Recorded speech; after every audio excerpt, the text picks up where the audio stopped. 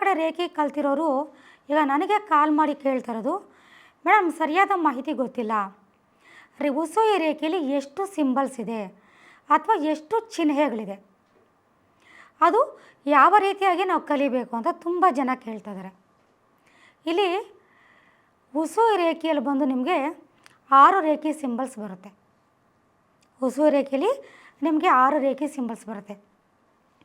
ಚೋಕುರೆ, ಸೆಹೆಕಿ, ಆಂಶಾಜಿ ಶೋನೆನ್, ಡೈಕೋಮಿಯಾ, ಪೈರ್ serpent, ಡೈಕೋಮಿಯಾ. ಇದರಲ್ಲಿ 2 grand master symbol ಆಗಿರುತ್ತೆ, 1 master symbol ಆಗಿರುತ್ತೆ, 3 ರೇಖೆ ಸಿಂಬಲ್ ಆಗಿರುತ್ತೆ. ಈ 6 ಸಿಂಬಲನ್ನು ಹಾಕಿ ನಾವು ರೇಖೆ ಎನರ್ಜಿಯನ್ನು ಕೊಟ್ಟಾಗ ಮಾತ್ರ ಎನರ್ಜಿ ಹೈ ಲೆವೆಲಲ್ಲಿ ಕನೆಕ್ಟ್ ಆಗುತ್ತೆ. ಇಲ್ಲಿ ನಾನು ಮೊದಲಿಂದ ಹೇಳ್ತಾ ಇದ್ದೀನಿ, ನಿಧಾನವಾಗಿ ಕ್ಲಾಸಲ್ಲಿ ಹೋಗಿ ಒಂದೊಂದೇ ಸಿಂಬಲನ್ನು ಕಲ್ತ್ಕೊಂಡು ನೀವು 4 ತಿಂಗಳು 5 ತಿಂಗಳು ಕಲ್ತ್ಕೊಂಡು ನೀವು ರೇಖೆಯನ್ನು ಮಾಡೋದು ಬೇರೆ. ನಮ್ಮ ಸೆಂಟರಲ್ಲಿ ನಿಮ್ಮ ಸಮಸ್ಯೆಗೆ ಅವತ್ತಿಂದ ಪರಿಹಾರವನ್ನು ಕೊಡೋದು ಬೇರೆ. ಇಲ್ಲಿ ನನ್ನ ಹತ್ರ ಬರೋರು ಹೆಚ್ಚಿನ ಸಮಸ್ಯೆಗಳಲ್ಲಿ, ಪ್ರಾಣ ಹೋಗುವಂಥ ಪರಿಸ್ಥಿತಿಯಲ್ಲಿ, ದೊಡ್ಡ ದೊಡ್ಡ ಕಾಯಿಲೆಗಳಲ್ಲಿ ಬರೋದ್ರಿಂದ, ಅದರಲ್ಲೂ ನನ್ನ ಸೆಂಟರಲ್ಲಿ 3 ತಿಂಗಳಲ್ಲಿ ಕ್ಲಿಯರ್ ಆಗಿಲ್ಲ ಅಂದರೆ ನೆಕ್ಸ್ಟ್ ಕೊಡೋ ಟ್ರೀಟ್ಮೆಂಟು ಫ್ರೀ ಇರೋದ್ರಿಂದ, 1 ವರ್ಷ ಬಿಲ್ ವಾರಂಟಿ ಇರೋದ್ರಿಂದ ನಾನಿಲ್ಲಿ 3 ಮಂತ್ಸಲ್ಲಿ ರಿಸಲ್ಟನ್ನು ನಾನು ಕೊಡಲೇಬೇಕು. ಇಲ್ಲಿ ನಾವೇನು ಮಾಡಿರ್ತೀವಿ ಅಂದರೆ ಹಿಪ್ನೋಟೈಸನ್ನು ಇನ್ಕ್ಲೂಡ್ ಮಾಡಿರ್ತೀವಿ. ಇಲ್ಲಿ ಬಂದ ತಕ್ಷಣ ಮೊದಲು ಪ್ರಾಬ್ಲಮಿಂದ ಬಂದವ್ರಿಗೆ ಫಸ್ಟ್ ಹಿಪ್ನೋಟೈಸನ್ನು ಮಾಡ್ತೀವಿ. ಹಿಪ್ನೋಟೈಸ್ ಮಾಡಿದಾಗ ಎಲ್ಲರೂ ಆ ಸ್ಟೇಜ್ಗೆ ಹೋಗೋದಿಲ್ಲ. 100ಕ್ಕೆ 70 ಜನ ಸ್ಟೇಜ್ಗೆ ಹೋಗ್ತಾರೆ, 30 ಜನ ಹೋಗೋದಿಲ್ಲ. ನಿಮಗೆ ಬೇರೆ ಕಡೆ ಏನು ಮಾಡ್ತಾರೆ, ನೀವು ಹೋಗಿದ್ದೀನ ಹಿಪ್ನೋಟೈಸ್ ಆಗಿಲ್ಲ ಅಂದರೆ ನೀವು ನೆಕ್ಸ್ಟ್ ಸಿಟ್ಟಿಂಗ್ ಬನ್ನಿ ಅಂತ ಒಂದು ಸ್ವಲ್ಪ ಸಿಟ್ಟಿಂಗ್ಸನ್ನು ಅವರು ಮುಂದುವರ್ಸ್ಕೊಂಡು ಹೋಗ್ತಾರೆ. ಅರ್ಥ ಮಾಡ್ಕೊಳ್ಳಿ, ನಿಮಗೆ ಇಮ್ಯಾಜಿನೇಷನ್ ಪವರ್ ಇಲ್ಲ ಅಂದರೆ ನೀವು ಎಲ್ಲಿ ಹೋದರೂ ಸಹ ನೀವು ಹಿಪ್ನೋಟೈಸ್ ಆಗೋದಿಲ್ಲ. ದಿನಗಳು ಉರುಳ್ತಾ ಇರುತ್ತೆ, ಸಿಟ್ಟಿಂಗ್ಸ್ ಮುಂದೂಡ್ಕೊಂಡು ಹೋಗ್ತಾ ಇರುತ್ತೆ ಹೊರತು ನಿಮಗೆ ರಿಸಲ್ಟ್ ಅವತ್ತಿಂದನೇ ಬರೋದಿಲ್ಲ. ನಮ್ಮದು ಹೇಗಿರುತ್ತೆ ಅಂದರೆ ರಿಸಲ್ಟ್ ಅವತ್ತಿಂದನೇ ಕೊಡಬೇಕು ಅನ್ನೋದೊಂದು ಮೈಂಡಲ್ಲಿ ಇರೋದ್ರಿಂದ ನಾವು ಫಸ್ಟು ನಿಮಗೆ ಹಿಪ್ನೋಟೈಸನ್ನು ಮಾಡ್ತೀವಿ. ಫಸ್ಟ್ ಸ್ಟೇಜಲ್ಲಿ ಹಿಪ್ನೋಟೈಸ್ ಆದರೆ ನಿಮ್ಮಲ್ಲಿ ಏನು ನೆಗೆಟಿವ್ಸ್ ಇದೆ, ಅದೇನು ಪೂರ್ವಜನ್ಮನ, ಪ್ರೇತಾತ್ಮನ, ಮಾಟ ಮಂತ್ರನ ಏನಿದೆ ಅಂತ ನಿಮಗೆ ಗೊತ್ತಾಗುತ್ತೆ. ಸಪೋಸ್ ನೀವು ಆ ಸ್ಟೇಜ್ಗೆ ಹೋಗಿಲ್ಲ ಅಂದಾಗ ನೀವು ತಲೆ ಕೆಡಿಸ್ಕೊಳ್ಬೇಕಾಗಿರೋಂಥ ಅವಶ್ಯಕತೆ ಇರೋದಿಲ್ಲ. ನಾನೇನು ಮಾಡ್ತೀನಿ, ನೆಕ್ಸ್ಟು ನಿಮಗೆ ಸೆಲ್ಫ್ ಹಿಪ್ನೋಟೈಸನ್ನು ಮಾಡ್ತೀನಿ.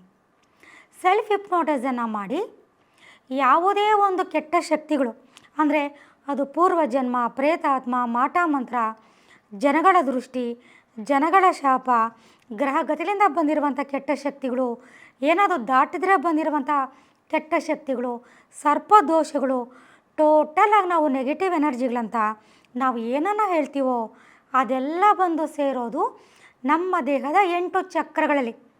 ಚಕ್ರಗಳ ಬಗ್ಗೆ ಮುಂದಿನ ಎಪಿಸೋಡ್ಗಳಲ್ಲಿ ನಾನು ಮಾಹಿತಿಯನ್ನು ಕೊಡ್ತೀನಿ. ಚಕ್ರಗಳಲ್ಲಿ ಬಂದು ಕೂತ್ಕೊಳ್ಳುತ್ತೆ. ಆಗ ನಮ್ಮ 8 ಚಕ್ರಗಳು ಬ್ಲಾಕ್ ಆಗುತ್ತೆ. 8 ಚಕ್ರಗಳ ಆ್ಯಕ್ಟಿವೇಶನು ನಿಂತೋಗುತ್ತೆ.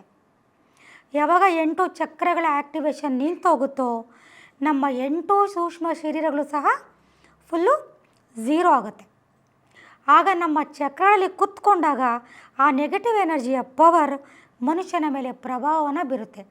ಅದು ಮಾನಸಿಕವಾಗಿ ಇರ್ಬೋದು, ದೈಹಿಕವಾಗಿ ಇರ್ಬೋದು, ವ್ಯವಹಾರದಲ್ಲಿರ್ಬೋದು, ಗಂಡ ಹೆಂಡತಿ ಸಮಸ್ಯೆ ಇರ್ಬೋದು, ಎಲ್ಲ ಶುರುವಾಗ್ತಾ ಇರುತ್ತೆ. ಆದ್ದರಿಂದ ನಾವು ಸೆಕೆಂಡ್ ಸ್ಟೇಜ್ ಅಂದರೆ ಸೆಲ್ಫ್ ಹಿಪ್ನೋಟೈಸ್ ತೊಗೊಂಡೋಗಿ ನಿಮ್ಮ 8 ಚಕ್ರಗಳನ್ನು ನಾವು ವಾಶ್ ಮಾಡ್ತೀವಿ. 8 ಚಕ್ರಗಳನ್ನು ವಾಶ್ ಮಾಡಿ ನಿಮ್ಮ ದೇಹದ ಪ್ರತಿಯೊಂದು ಅಂಗಾಂಗವನ್ನು ವಾಶ್ ಮಾಡಿ ನಿಮ್ಮ ಸಬ್ಕಾನ್ಷಿಯಸ್ ಮೈಂಡನ್ನು ವಾಶ್ ಮಾಡ್ತೀವಿ. ಆ ನಿಮ್ಮ ಸಬ್ಕಾನ್ಷಿಯಸ್ ಮೈಂಡು ಏನು ಸಮಸ್ಯೆಯನ್ನು ಅಬ್ಸರ್ವ್ ಮಾಡಿಕೊಂಡು ಅದರ ಅನುಭವವನ್ನು ನಿಮ್ಮ ದೇಹಕ್ಕೆ ಕೊಡ್ತಾ ಇದೆಯೋ ಅದಕ್ಕೆ ನಾವು ತಿಳಿ ಹೇಳ್ತೀವಿ. ಈ ಸಮಸ್ಯೆ ದೇಹಕ್ಕೆ ಆಗ್ತಾಯಿರೋ ಅನುಭವ ಹೊರತು ಯಾವುದೇ ಕಾರಣಕ್ಕೂ ಆತ್ಮಕ್ಕೆ ಆಗ್ತಾ ಇರುವಂಥ ಅನುಭವ ಅಲ್ಲ.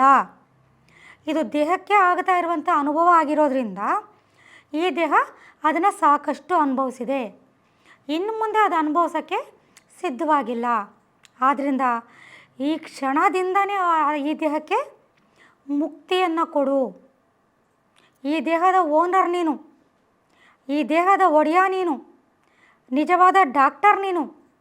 ಈಗ ನೋಡಿ, ಕೆಲವು ಕಡೆ ಹೇಳ್ತಾರೆ ನಾನು ಎಷ್ಟು ಬೇಕೋ ಅಷ್ಟು ಟ್ರೀಟ್ಮೆಂಟ್ ಕೊಟ್ಟಿದ್ದೀನಿ, ಆದರೆ ಬಾಡಿ ರೆಸ್ಪಾಂಡ್ ಮಾಡಲಿಲ್ಲ, ನಾನೇನು ಮಾಡಲಿ ಅಂತಾರೆ ಡಾಕ್ಟ್ರು. ಅಂದರೆ ಟ್ರೀಟ್ಮೆಂಟು ಎಷ್ಟೇ ದೊಡ್ಡ ಡಾಕ್ಟ್ರು ಕೊಟ್ರು ಅದಕ್ಕೆ ಸ್ಪಂದಿಸಬೇಕಾಗಿರೋದು ನಾವೇ, ನಮ್ಮ ದೇಹನೇ ಸ್ಪಂದಿಸಬೇಕು. ನಮ್ಮಲ್ಲಿರುವಂಥ ನಿಜವಾದ ಡಾಕ್ಟರ್ ನಮ್ಮ ಸಬ್ಕಾನ್ಷಿಯಸ್ ಮೈಂಡ್, ಅವನೇ ಸ್ಪಂದಿಸಬೇಕು. ಅವನು ಸ್ಪಂದಿಸಿದಾಗ ಮಾತ್ರ ನೀವು ಸಮಸ್ಯೆಯಿಂದ ಹೊರಗಡೆ ಬರ್ತೀರಾ. ಎಲ್ಲವನ್ನ ಕೊಡೋ ಶಕ್ತಿ ನಮ್ಮ ಆತ್ಮಶಕ್ತಿಗೆ ಅಂದರೆ ಸಬ್ಕಾನ್ಷಿಯಸ್ ಮೈಂಡ್ಗಿದೆ.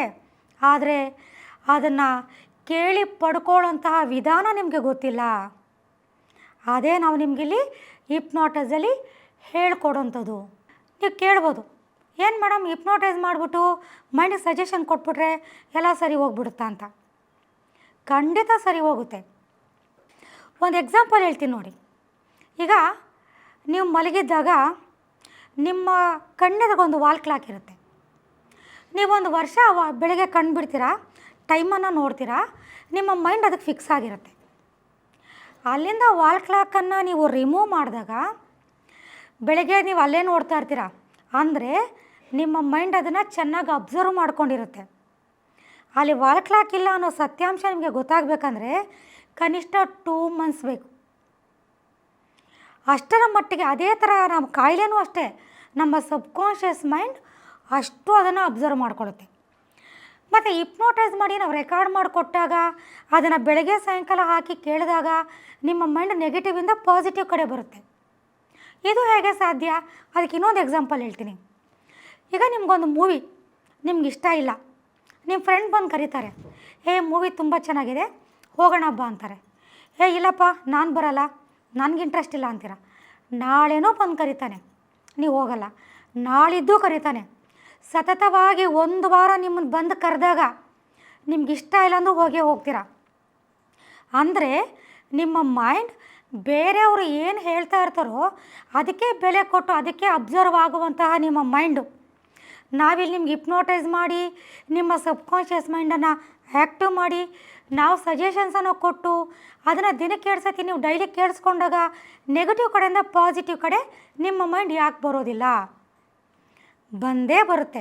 ಆದ್ದರಿಂದ ನಿಮಗೆ ಯಾವುದೇ ಸಮಸ್ಯೆಗಳಿರಲಿ, ನಿಮಗೇನೇ ತೊಂದರೆಗಳಿರಲಿ, ರೇಖಿ ಮತ್ತು ಹಿಪ್ನೋಟೈಸಿಂದ ಖಂಡಿತವಾಗ್ಲೂ ನಿಮಗೆ ಇದಕ್ಕೆ ಪರಿಹಾರ 100ಕ್ಕೆ 100% ಸಿಗುತ್ತೆ. ನಮ್ಮ ಕನ್ನಡ ಫೇಸ್ಬುಕ್ ಪೇಜ್ನ ಲೈಕ್ ಮಾಡಿ, ಯೂಟ್ಯೂಬ್ ಚಾನೆಲ್ನ ಸಬ್ಸ್ಕ್ರೈಬ್ ಮಾಡಿ.